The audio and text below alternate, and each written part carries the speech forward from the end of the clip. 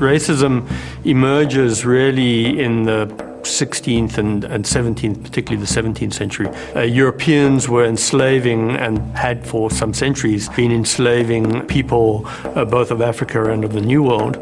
The history of racism in the Western world is broadly associated with slavery as the early form of colonialism.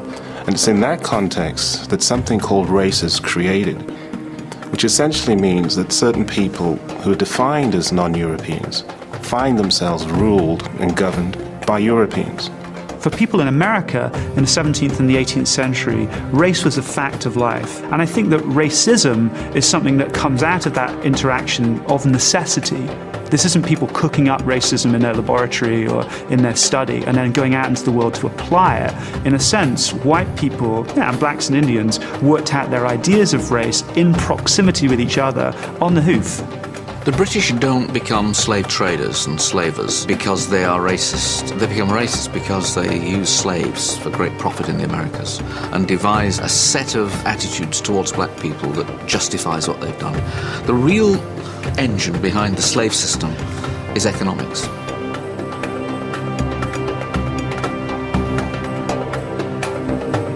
Africans are items of trade. They're things that are bought, that are sold, that are bequeathed, that are inherited. They're like other items of trade.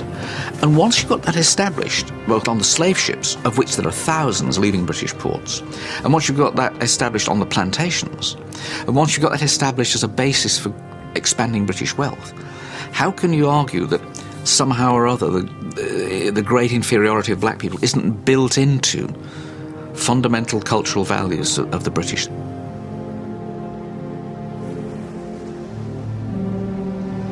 John Hawkins was perhaps the first English trader to actually kidnap slaves from Tagrin, which is a couple of miles from Freetown, and forcibly took slaves away from Sierra Leone.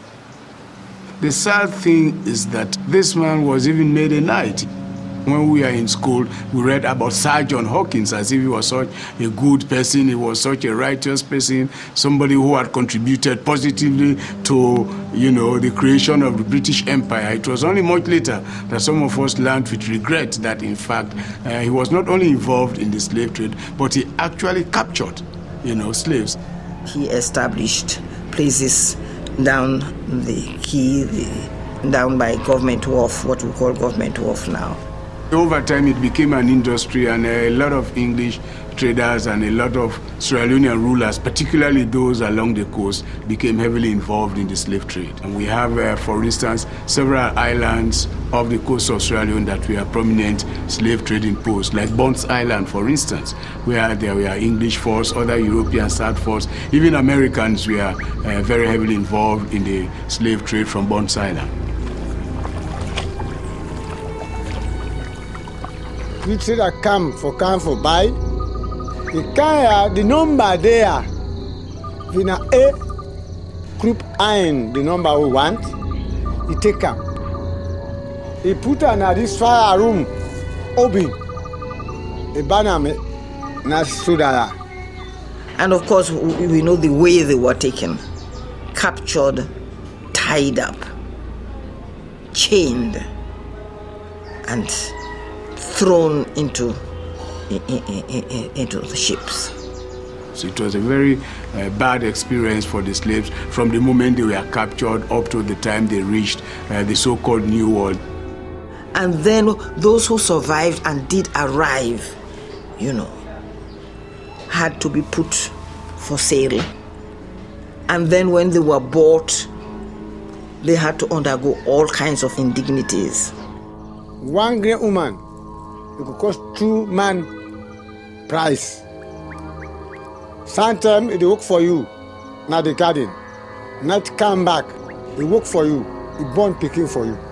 Now for that, it pay 2 times for one great woman.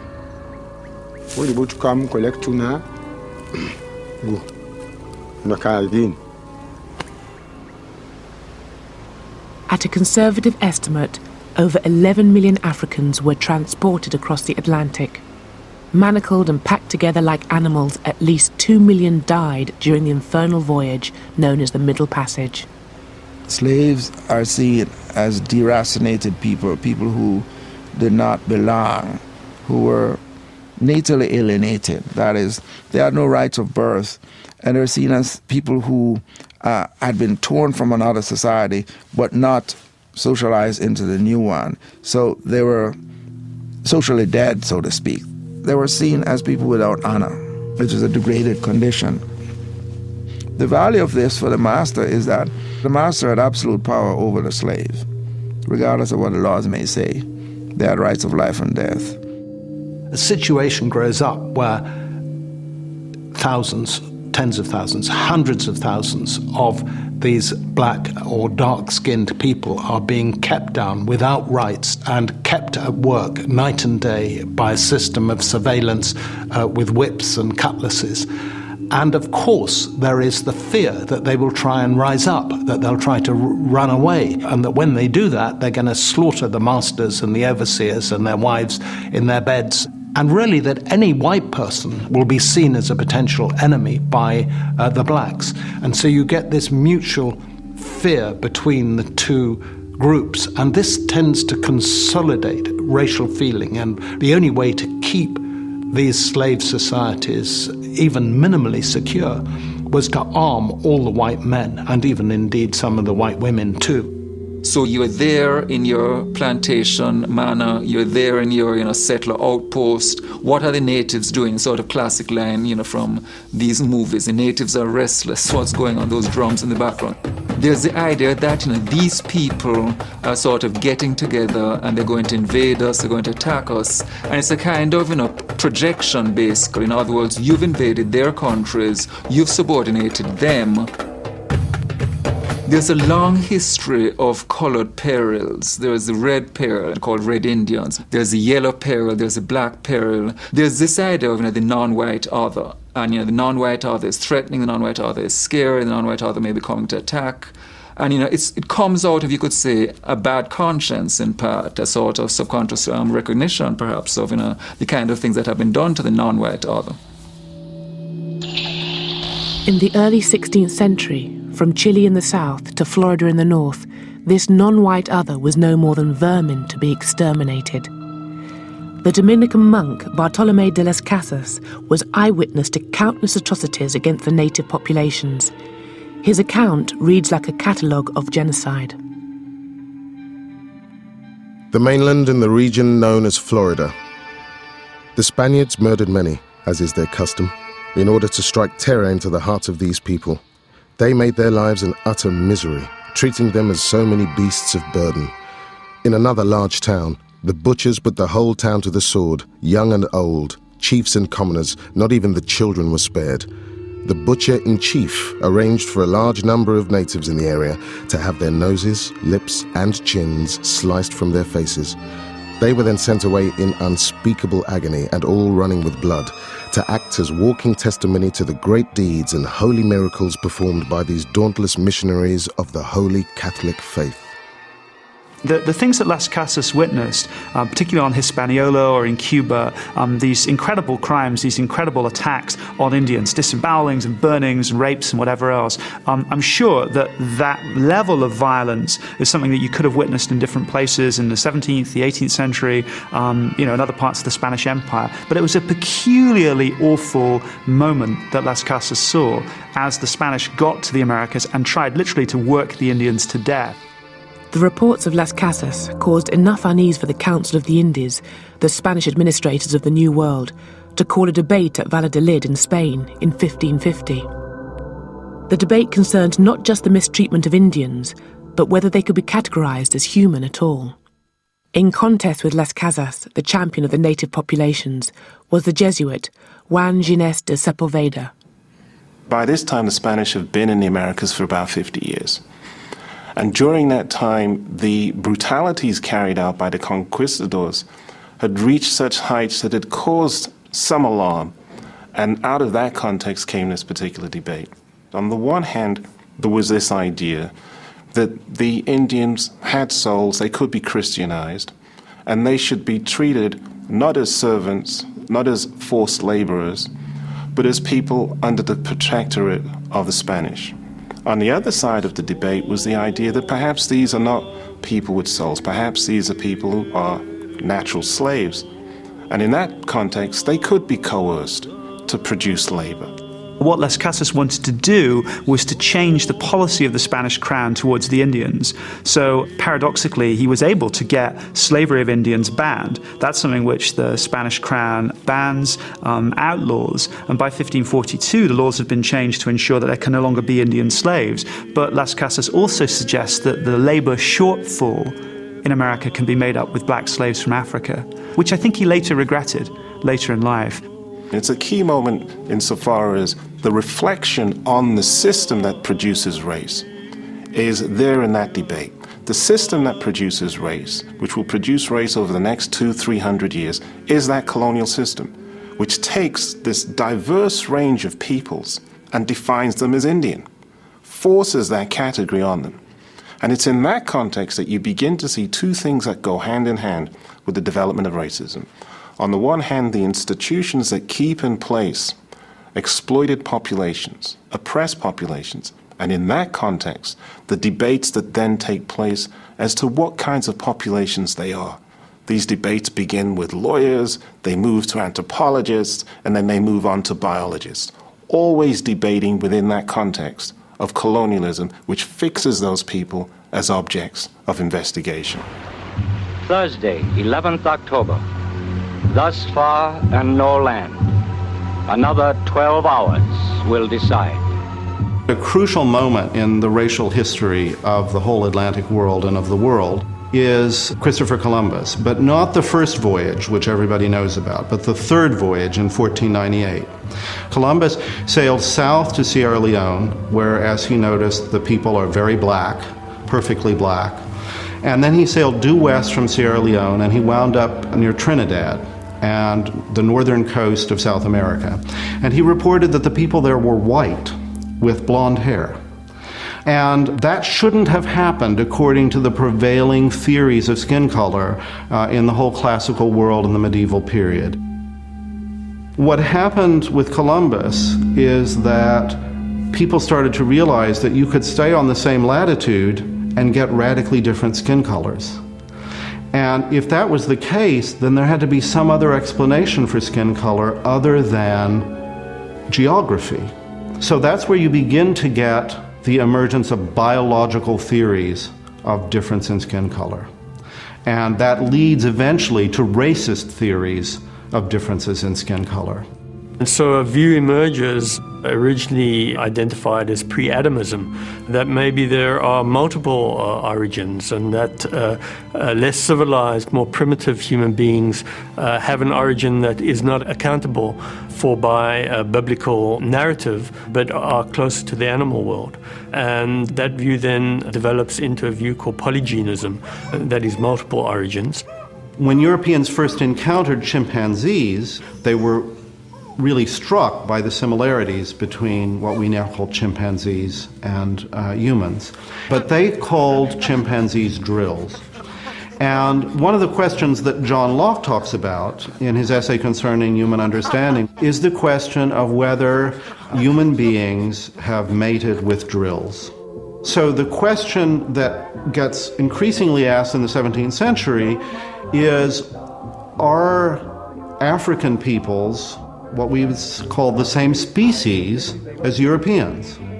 And Locke has real questions about whether we can say that they're the same species or not. And one of the explanations for African people that you start hearing in Barbados, for instance, the English colony on Barbados in the 17th century, is that black Africans are produced by the sexual union of a chimpanzee and a human being. So they're not really human, they're half animal. And this gets bound up with a whole series of prejudices about the animality of Africans, their bestiality, their sexuality is animalistic. Even in the 20th century, you get all sorts of claims about jazz music being animalistic. These are prejudices that begin to be ingrained in European culture in the 17th century in the context of what we think of as major scientific or philosophical texts. And literary texts too. In The Tempest, whichever way you interpret Caliban, Shakespeare's weird hybrid reinforces the idea that slaves are not fully human. Shakespeare doesn't quite know how to figure the hewer of wood and drawer of water. Is this the working class? Is this the proletariat? Is this the African? Is this the savage? Shakespeare doesn't know, and he creates Caliban.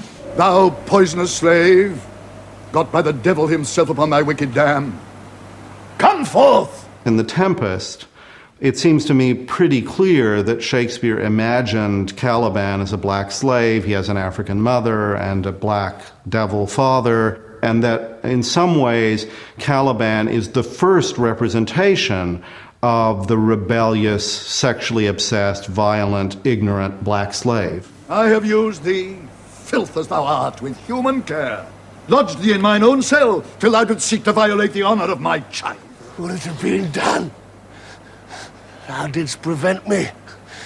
I had peopled else this isle with Calibans. Shakespeare presents him as somebody who will be tricked by a few baubles, not crystal meths, not crack cocaine, but by a few trinkets and some booze. Many a Caliban might have found himself in the English plantations of America. In fact, The Tempest was partly inspired by the story of a ship which ran aground on Bermuda, where the crew then mutinied. The Sea Venture had been bound for the plantations of Virginia, a slaveholding colony in which Shakespeare himself had a financial investment. The economic notion of the plantation as a large site of agribusiness and of a large cooperation of human labor for the arable field begins in Ireland, begins in Ulster. Of course, it was a London merchant house that wished to plant dairy and to start the plantation of Ulster at the very time that, at Shakespeare's time, towards the end of Shakespeare's life, that the Virginia Company is establishing a colony in Virginia. The idea that the great glory days of England begin with Elizabeth, there is no successful English colony under the reign of Elizabeth. Great English imperial aggressive victories start happening in the 17th century, really under Cromwell, with the growth of the empire and the conquest of Jamaica. And that's when the English also began to perceive of themselves as part of a superior white race.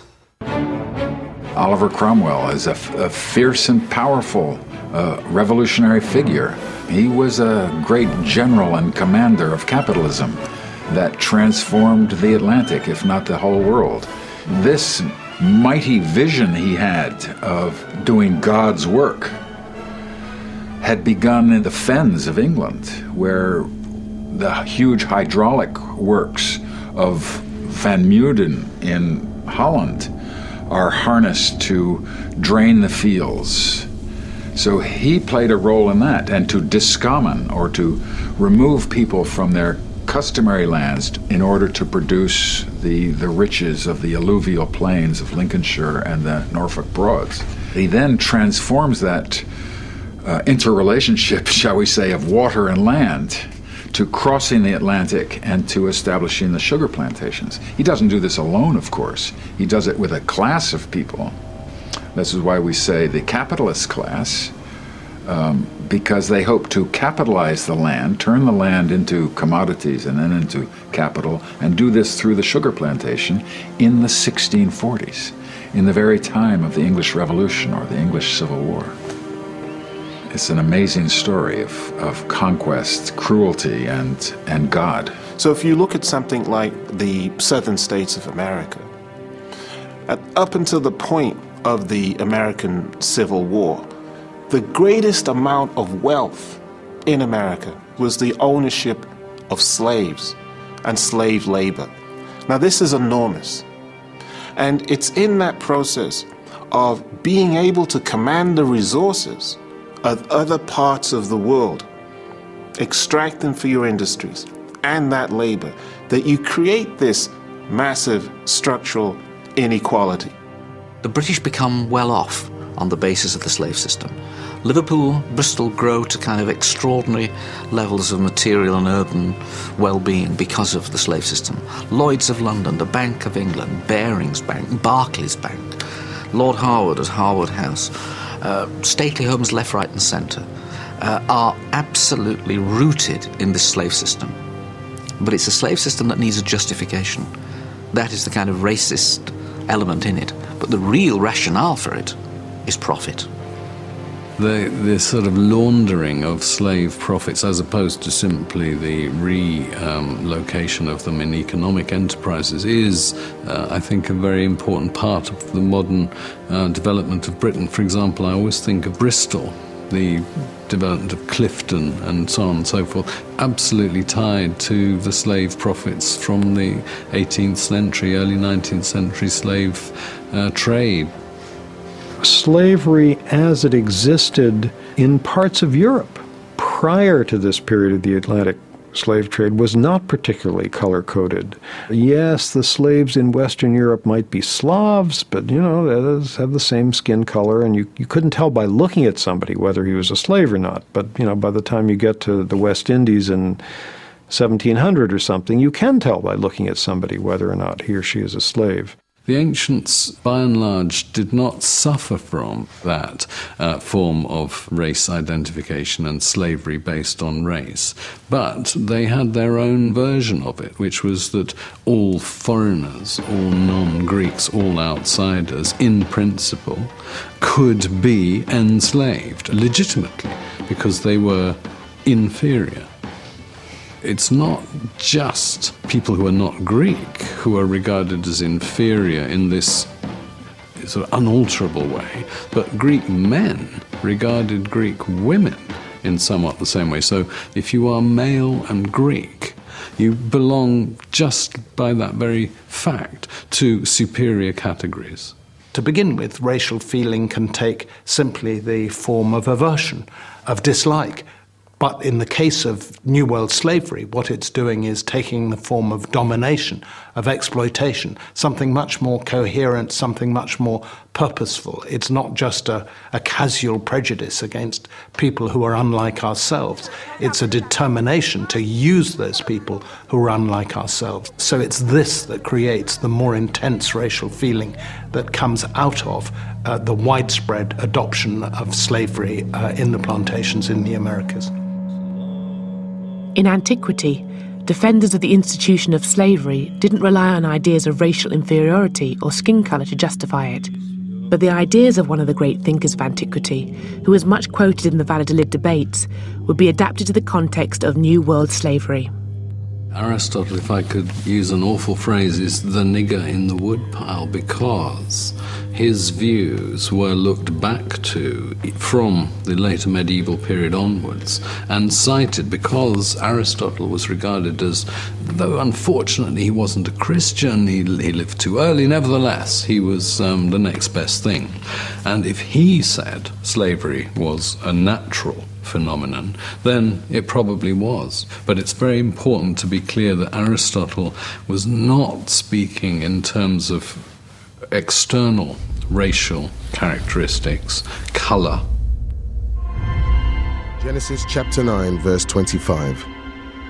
And Noah began to be a husbandman, and he planted... An authority even greater than Aristotle's was invoked to justify slavery: God and his good book.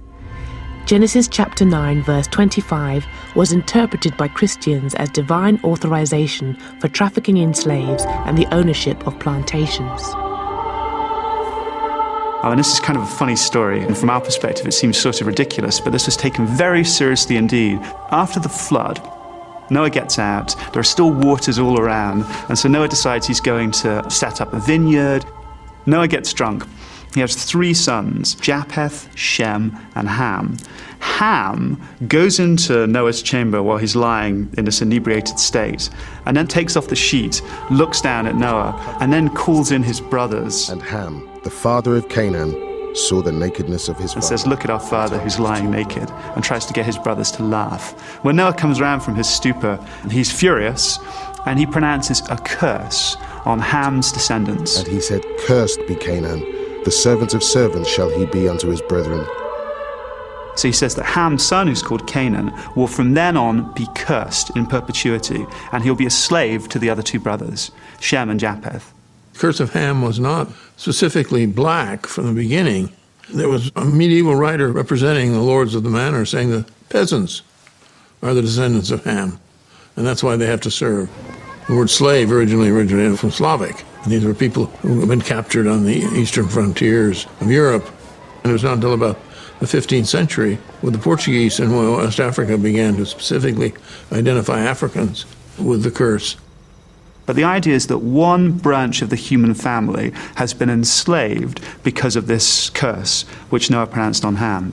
It's a kind of one-size-fits-all oppressors story, because you can decide whatever group it is that you want to enslave or oppress are the descendants of Ham, and therefore you have a biblical justification for your mistreatment of them. Christianity it does different things at different times. In other words, there's certainly a strand of thinking in which people justify slavery by arguing that it's bringing people in Africa into Christianity and so forth.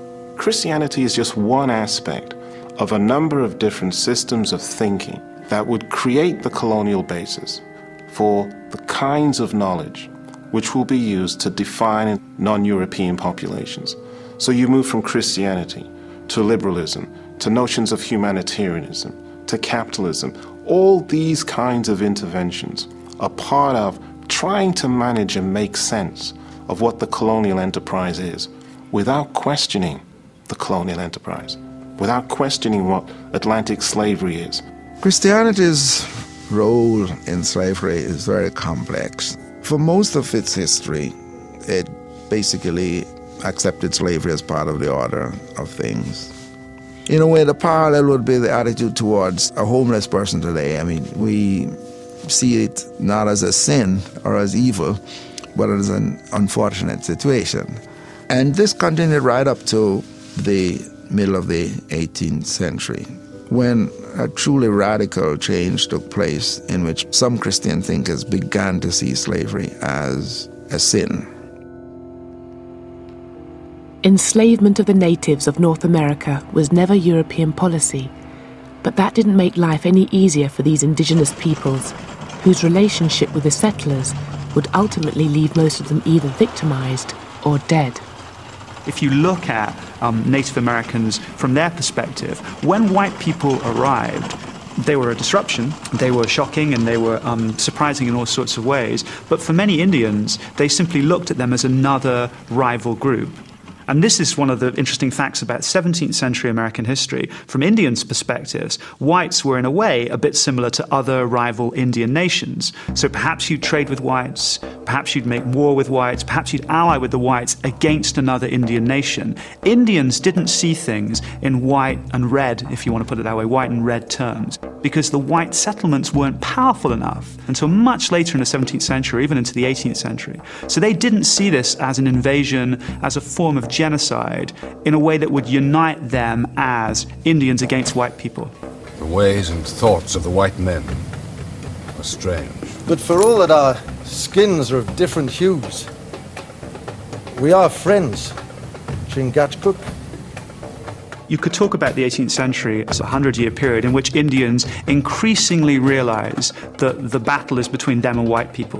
And in 1763, when it became clear to a host of different Indian groups in the Midwest that the wind was changing, they launched a rebellion. It was led by an Ottawa Indian named Pontiac, laid siege to the British fort at Detroit. He didn't succeed in destroying the fort, but he got the people there very scared indeed. And it made London aware of the problem of managing Indians, especially in the Midwest. And one of the most extraordinary things that happened is that George III declared in the autumn of 1763 a line of proclamation. That's what it was called, the line of proclamation, which forbade any white settler from settling beyond the Appalachian Mountains without his explicit permission. So effectively, the idea was to put the brakes on white settlement to preserve British trading relationships with the Indians. But of course, the irony here is you've got tons of white settlers moving to America looking for land. So in effect, in 1763, this royal proclamation creates a new tension between ordinary white settlers on the ground and the Crown. And it's definitely one of the contributing factors in the American Revolution. White settlers believe after 1763 that the British government doesn't support them and instead it backs the Indians. And after the American Revolution, or in the process of the American Revolution, the gloves really come off for white Americans, and the new United States is not an Indian-friendly nation in the least. Native Americans were in an impossible situation. Side with the British, whose stronghold was Fort Detroit, and they risked the wrath of the rebel colonists based in Fort Pitt. Side with these Americans and their militiamen, and they would invite merciless retribution from the British. And as for trying to stay out of it, even if you were in Pennsylvania, a state founded by Quakers upon principles of Christian brotherly love, this too could have fatal consequences. Now, one group that didn't pick one side or the other were the Moravian Christian Indians, who were gathered in 3 little communities, the most important of which was called Gnadenhutten. These Moravian Christians, there are maybe 100, 150, had tried to stay out of the war. They weren't hostile Indians. They had adopted many of the customs, the equipment, the technology of white people. They read the Bible. They sang hymns. They were, to all intents and purposes, the dream model of people back in the 17th century who wanted to convert and civilize Indians. And then a group of Pennsylvania militiamen arrived. When they had taken everything that they had that could be construed as a weapon, tools, axes, whatever, that the Indians had, which could be used against them, the militiamen got together and decided to kill every one of them. So every single Indian, in fact the majority were women and children. I think there were around 30 men, so the rest, 60 or so, were women and children. All of them were massacred. They were brought in pairs to a hut where they were hit over the head with a cooper's mallet. And their brains were dashed out without any regard to their obviously being non-combatants. And at the end of the massacre, the white militiamen who'd committed it melted away. There was never any legal action taken against them. And their argument was that these Indians had tools with writing on them, or they had books, or they had implements they could only have stolen from white people. And that's the tragedy or the irony of all of this. In a way, the things that showed that those Christian Indians were civilized were used against them because these militiamen couldn't believe they belonged to them. But I think that's a tremendously evocative story for Pennsylvania, because what began as this noble experiment with white people and Indians living side by side had now turned into this most grisly kind of race war, in which the distinctions between good and bad Indian are totally erased. It goes back to one of the problems, I guess, for Americans, white settlers. What does it mean to be an American? What is there about America as a place which defines the people that live there? When the Boston Tea Party took place in December of 1773, there's protest against the tea taxes which are being imposed by London, and you get these patriots running onto these ships of the British East India Company and pouring the tea into the harbour. They dressed as Indians. Now that to me is tremendously interesting, because they dressed as Indians to prove they were American. It's as if when you get past the stage of mastering Indians militarily, they become incredibly useful culturally in articulating Americanness, the idea of being American. And, there's a reason why there are cars called, the Cherokee, or the Pontiac. I mean, you line up the major Indian leaders, line up the major Indian tribes, and you can probably find a vehicle or a weapon named after one. The Apache helicopter, Tomahawk missile. You don't have to look very far to find that kind of connection. And many people have pointed out the Indian appears on the nickel, but the African appears on no coins. And so the Indian was sort of a symbol of America in a way. Not the full destiny of America was to be civilized, and Indians were to become civilized or they were to die out. But they still identified with America in a way that Africans could not be. The one thing that comes to mind looking at it over a long period of time is that one of the main distinguishing features of black-white relations in the United States has been the idea of the so-called one-drop rule. Purity of blood. To be white, you could not have an unknown black ancestor. It wasn't always enforced, but this was the rule. Indian blood and intermarriage with Indians, going back to John Rolfe and Pocahontas, was not taboo. So that when Oklahoma became a state, it was interesting, in the Oklahoma Constitution, there were a number of part Indian figures who were involved in the setting up of the Oklahoma state government when it was in 1910. And the law said there could be no marriage between whites and blacks, and no marriage between Indians and blacks. But that left Indians and whites to freely intermarry.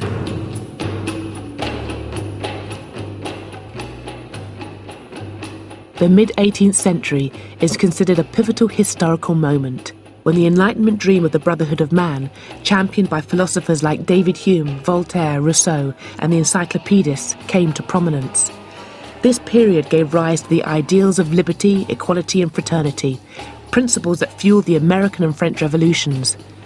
But these popular democratic principles were never universally applied. Choose any intellectual giant of the Enlightenment, and almost without exception, you will have chosen a proponent of equal rights, who really believes that some men are more equal than others. Kant is seen as, one of the most important philosophers of the modern period of the past few hundred years. And he's certainly seen as the most important moral philosopher, in that the crucial idea is this idea of personhood, and you respect the personhood of others, you don't diss other people. And yet, simultaneous with that, Kant also has these writings in anthropology and physical geography, in which he basically outlines a kind of four-tiered level of human beings. It's basically a racially restrictive view of personhood, that a prerequisite for being a personhood is basically being white.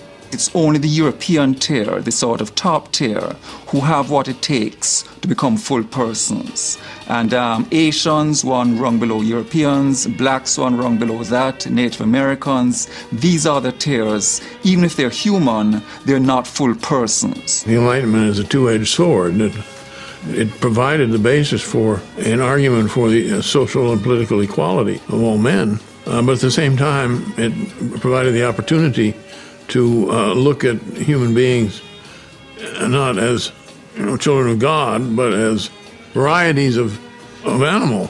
So if you decide that certain human beings are not human, they don't belong to the same species, then of course they don't have any right to sign contracts, and they can't be part of the social contract that forms your political system. And that's exactly what happens in these early democracies, is that blacks don't have any voting rights. Many of the philosophers writing in this period played a crucial rationalizing role in justifying European imperialism, in justifying the domination of whites over people of color. So why is it then that these things are not more widely known? Why has the Kant establishment not taken up this issue? The marginalization of issues like this sort of goes in tandem with the sanitized view of mainstream philosophers. So that you represent Locke, you represent Kant, you represent Hegel, you represent these people in ways that does not address the sort of racist dimensions of their thought, and that sort of contributes to a picture of the modern period from which race has been whitewashed out. In the name of their Majesties, Ferdinand and Isabella, King and Queen of Castile, Leon and Aragon, I now take possession of this land and name it San Salvador. In spite of the atrocities perpetrated by the Spanish and Portuguese after the discovery of the New World, the colonizers eventually developed a society that allowed Europeans to mix with Indians on a scale that was unthinkable in French and English North America. But in the South, it was expedient for the settlers. They had to multiply or die out because there just weren't enough of them to go round. The Spanish had a very different understanding of the Indians than the British did. I think from the earliest moments of settlement, Spaniards tended to regard Indians as people that they could fold into their social system. Not because they were nicer people, the Spanish necessarily, but because for a variety of reasons there were fewer white people in Spanish America.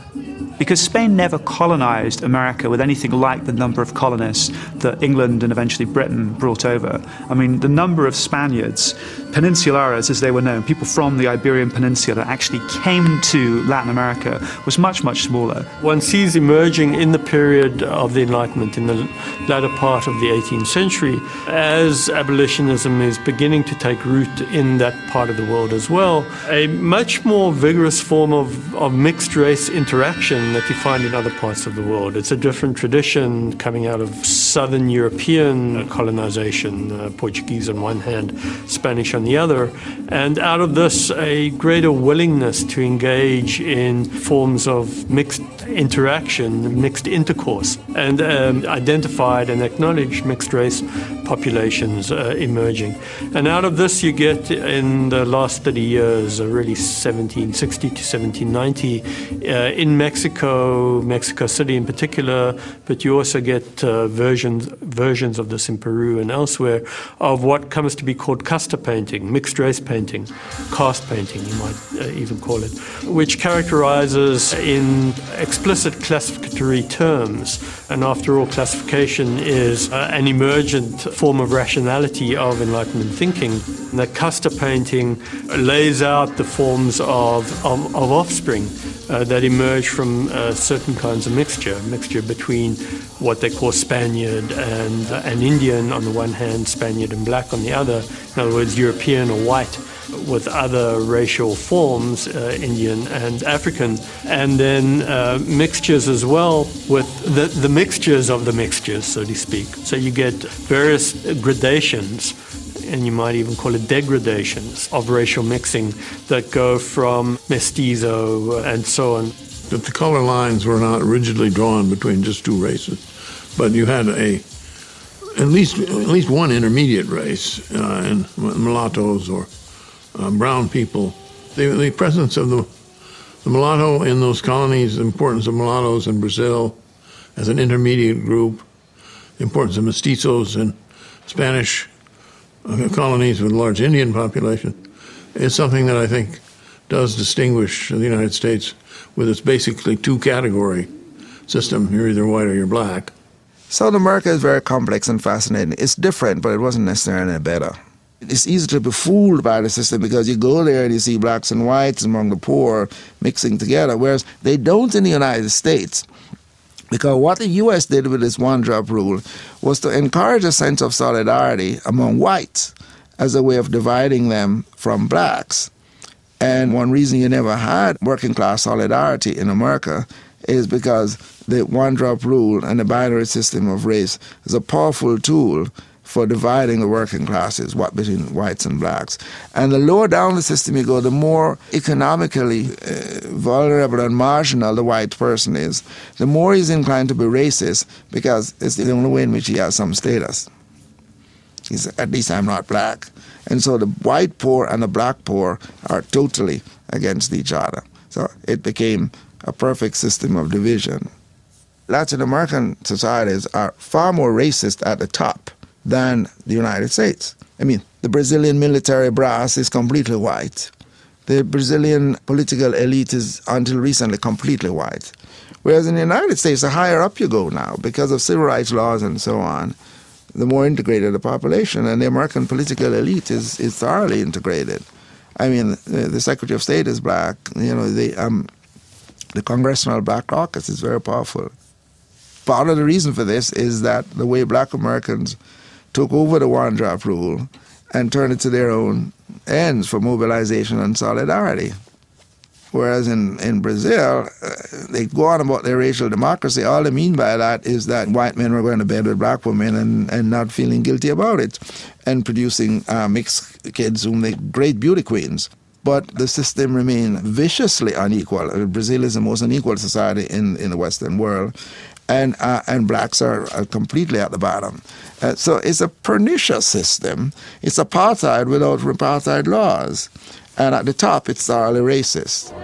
If contemporary democracies can be called racist, then it should come as no surprise that over 200 years ago, a very early democratic experiment in Sierra Leone went badly wrong. Freetown became the home of the black loyalists, ex-slaves who freed themselves by fighting for the British in the American War of Independence. But their freedom turned out to be very limited because of the dictates of their former British masters. To some extent, what's interesting about Sierra Leone is how accidental the whole story is. These people, in a sense, have become refugees and have become British because they'd actually crossed the lines during the American Revolution to fight for the British. So in 1775, the British governor of Virginia said that if black people who were slaves would cross lines, would leave their plantations, leave the Americans, if you like, and fight for him, for the British, they'd win their freedom. But the British weren't committed in any deep way during the American Revolution to racial equality or even to emancipation. It was a strategic military move. When this colony was established in 1787, it was meant to be a free colony. But for a variety of reasons, it didn't work that way. The problems with the colony inhabitants really came to the forefront with the arrival of the Nova Scotian settlers. These were blacks who had helped the British during the American War of Independence, and they had been promised some land in Nova Scotia. They were called the Black Loyalists. Many of the promises that the British made to them were never fulfilled. The tragedy of Sierra Leone in the 1790s is the difficulty, the almost impossibility, I guess, for whites of letting black people run the colony. I mean, it was constantly run by or overseen by white people. And black people, I think, didn't think that's how it was going to work out. They imagined they'd have much, much more power and authority. They wouldn't just be electing constables, they'd be running the colony. And that didn't happen. These Nova Scotian settlers that came here had all the resources that would enable them to govern themselves as an independent people. They had black pastors, they had black politicians who had mobilized them in Canada to move over to Sierra Leone. So they really had the human resource to be able to govern themselves as a free and independent people. You have a view that emerges at the same time and fuels abolitionism, the claim that those who are not European or of European descent are historically immature by contrast with those who are European or European settlers. Europeans see themselves as having the obligation, the burden to civilize. So I think it's still with us today. One sees it in relation to the invasion of Iraq, for example. We will come in and teach you how to govern yourselves because you haven't been able to govern yourselves hitherto. It was really a great opportunity that was lost because had these people been given the opportunity to govern themselves, it is possible that perhaps Sierra Leone would never have been colonized in the real sense of the word, and Sierra Leone could probably have been the first black African country to be free of colonial rule. I believe there are a few events in my life which have not happened to many.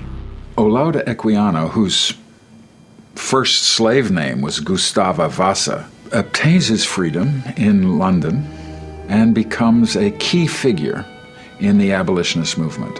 His autobiography really becomes the transforming political document to the abolitionist movement.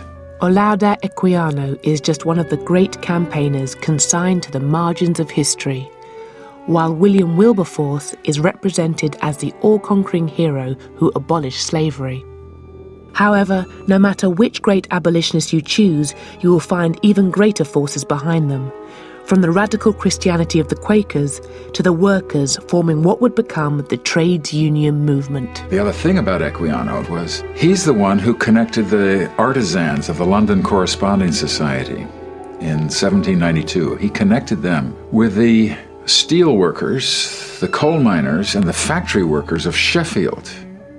And it was this conjunction of the industrial proletariat and the artisans of London which historians have often seen as the beginning of the English working class as a whole. But it was Olaudah Equiano who had brought them together. The period where you see the most solidarity between enslaved Africans and the white working class, in Britain anyway, I think were the early years of the abolition movement. Starting in the late 1780s, hundreds of thousands of Britons signed petitions to Parliament against the slave trade. And amazingly, a lot of these petitions came from workers. There were 769 metal workers in Sheffield who signed a remarkable petition to Parliament that said, in effect, you might expect us to be in favor of the slave trade because we sell a lot of the wares we make to the captains of slave ships who use them as trading goods to buy slaves in Africa, but we want to express our solidarity with our African brethren, and we are told that they do not wish to be slaves. It's a very slow movement, a kind of shifting of the kind of tectonic plates underneath Western life, late 18th century. And the shift is, Enlightenment writing and kind of changes in theological views. But those small tectonic changes produce tremendous changes above. And one of the things that they do is to open to question the very existence of the slave trade and slavery. The decisive event that affected all of culture at the time, it has to be the first successful slave revolution in human history, and the successful break from European imperial powers. And that's the Haitian War of Independence that breaks out in August 1791. It's one island, originally colonized by the Spanish, who effectively abandon the western portion of the island, which the French squat on and eventually create their own colony on, which they call Saint-Domingue. The other thing I think just to remember is that this was the most successful colony in the Americas. I mean, we think of it today as it's a poorest nation in the Americas. It's always talked about in those terms. At that time, it really was the richest site. It wasn't a nation of its own, but the richest colony in the Americas. The productivity was enormous. So for every, in a sense, empire in the Americas, in a sense, had their eye on it, would have loved to be able to take control of that sector of the economy.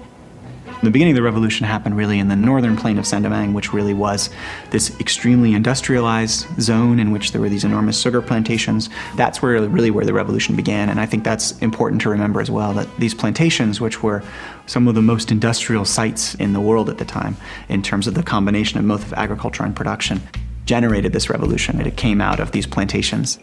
The first stage of the revolution in 1791 was essentially about the slaves establishing control over these plantation domains. They transformed these wealthy plantations into their camps. One of the most interesting things that African historians have suggested about the revolution is that one of the reasons it may have succeeded is that there were huge numbers of men who had served in armies in Africa, who had been soldiers in Africa, who had been enslaved as a result of after participating in wars in Africa, and they brought their military experience to Saint-Domingue. 1793, Britain and France went to war, and Britain saw a chance to do two things in one go: to seize this very wealthy territory for itself, away from its enemy France, and to suppress the slave revolt before it could spread to Jamaica, which was very close by. Huge British force headed for Saint-Domingue, and for 5 years they fought the rebel slaves there who came under the leadership of Toussaint Louverture, the great Haitian leader, and they lost. The attempted repression of that revolt involved hundreds of thousands of English boys and young men who were shipped off to Haiti. And there they will meet at the other end of a bayonet or the other end of a machete, the historic indignation of slaves fighting for freedom. And it's a huge trauma to the English people. This was a case where an army of rebel slaves had defeated the army of the world's superpower, which was also the world's greatest slave trading nation. And it was a great shock.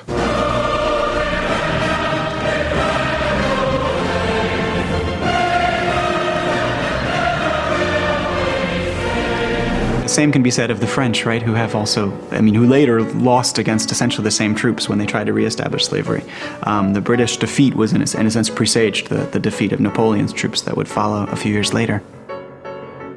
This revolution seemed kind of unthinkable for a lot of thinkers. And the idea that this was happening in some ways, the idea that slaves would become generals and leaders of a revolution and would defeat these armies, it was just really hard to kind of fit into what they believed and what they saw. Now, a lot of people, of course, did think about it and brought it into their reality. But I think it challenged at the time and continues to challenge so many of our notions about where history is made, how history is made, who are the central actors in history. This is really one of the foundational moments in the history of not just the Americas politically, but in democratic theorizing, of philosophy, of thinking about what rights are. So not only do you have a challenge to racist ideas that kind of consign people to the margins of history rather than placing them at the center, but you also have to rethink, I think, a lot of broader narratives about Western history. What's interesting about the Haitian Revolution is that it's the only revolution with the only constitution that outlaws slavery and outlaws discrimination on the basis of race. Now that is historic.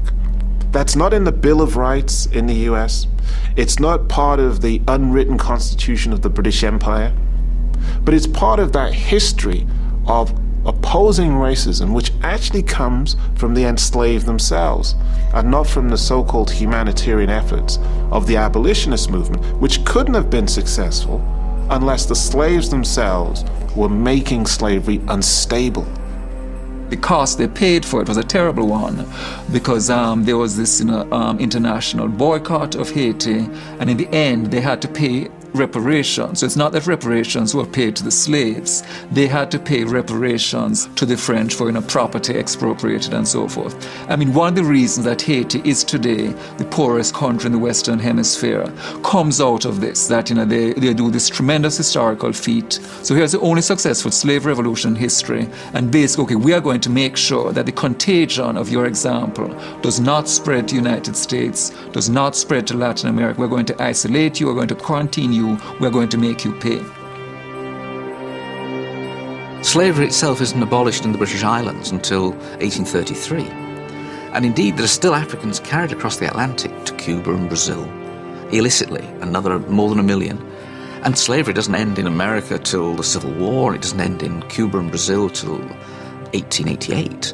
The sad truth of many situations like this, where there's a huge change on paper, a huge change on paper doesn't change people's material conditions of life, because what happened was British slaves finally became officially free, August 1st, 1838, but for almost all of them, there was no work available except continuing to cut sugarcane. And now they suddenly found themselves having to pay rent to the planters for the miserable huts that they lived in, and taxes to the government. And there were also all kinds of other strategies used essentially to prevent former slaves from gaining access to land, to prevent them from gaining access to the cities, to prevent them from gaining access to the professions and so forth. So there were all kinds of other strategies, all of them really largely tied together by a broader racial order that also kind of sustained a certain kind of subordination without slavery. Many of the abolitionists could see that it was unjust and it was cruel to perpetuate a system where people were enslaved and degraded. But that did not necessarily mean that they saw those people who were degraded and enslaved as civilized like them. So there is a disconnect. And it's a disconnect that has to be marked and given some significance, because historically we often think that abolitionism was like an anti-racist movement. It wasn't an anti-racist movement. You know, Britain moved out of slavery straight into a wider and deeper colonial empire. I think it's important that the British try and temper their sense of themselves and the sense of their past with an awareness that their history is not all drums and trumpetry. It's not all the kind of glories. It comes with a kind of a rather dark stain to it, a rather dark side to it. What's Rule Britannia about? Written in the 1740s, when Britain did rule the waves, but in the 1740s the British are carrying 40,000 Africans a year across the Atlantic. Never will be slaves. Britain never will be slaves. Of course, the end of slavery opened up all kinds of possibilities for contestation that simply were not there before. So I think it's the change was crucial, and ex-slaves mobilized political institutions, legal institutions, religious institutions, and were able to do so and kind of push forward. But it is striking, I think, that in a sense the struggle to really bring about a complete end or complete erasure of all the effects and legacies of slavery is still continuing in a lot of ways. Chancellor Gordon Brown has come to India to talk about trade and jobs, but instead he's having to reassure his hosts that Britain's not a racist country. I think we want to send a message, as I know most British people want. We are a nation of fairness and tolerance, and that is how I think most of the world want to understand it. His fear was that a row about Britain's past, if you like, about attitudes that many people thought should have gone and had gone, might actually hamper our future.